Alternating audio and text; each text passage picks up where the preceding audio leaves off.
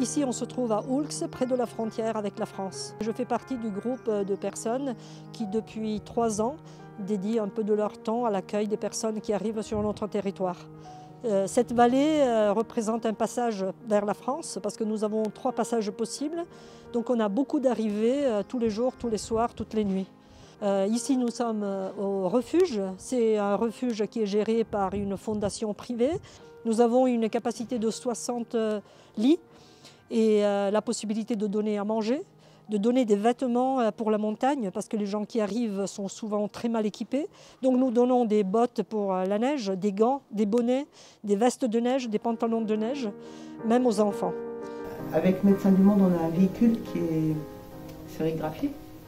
Médecins du Monde, et dans le véhicule de Médecins du Monde, il y a toujours un médecin et un chauffeur de tous migrants. Et puis il y a d'autres maraudeurs qui patrouillent plus à pied dans la montagne. Le Médecin du Monde reste plus à proximité des voies de circulation. Et en fait, les gens patrouillent dans la montagne et quand ils trouvent des personnes exilées, ils les ramènent à un endroit où on peut les mettre dans une voiture et les voitures après descendent les personnes au refuge solidaire ou à l'hôpital en fonction de l'état de santé. Là, c'est le médecin qui fait un diagnostic dans le véhicule. Le Médecin du Monde a effectivement une collaboration avec Tous Migrants, avec les refuges solidaires. Si on rencontre des personnes qui ont traversé la frontière, elles peuvent avoir des blessures, elles peuvent être tombées dans la neige, s'être blessées quand elles ont traversé des forêts. Elles sont, vous voyez, il y a plein de neige. Elles sont rarement équipées avec des très bonnes chaussures. La plupart des personnes viennent d'Afghanistan, d'Iran, d'Irak, éventuellement d'Europe de l'Est.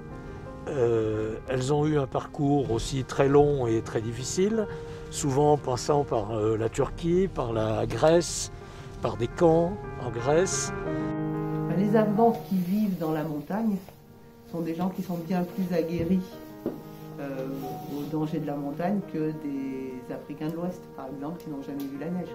Donc ils sont bien plus prêts, ils ont bien plus la condition physique et la connaissance du milieu de la montagne pour emprunter des routes plus exposées. Quand on a vu des gens arriver comme ça, par la montagne, le premier réflexe, ça a été de se dire il faut qu'on fasse quelque chose pour eux. On ne peut pas fermer les yeux, fermer les volets pour ne pas les voir. Au début, ça s'est fait dans des familles accueillantes qui les prenaient chez eux, puis très vite, on a été un peu débordé par le nombre, d'où la création de ce refuge solidaire en 2017.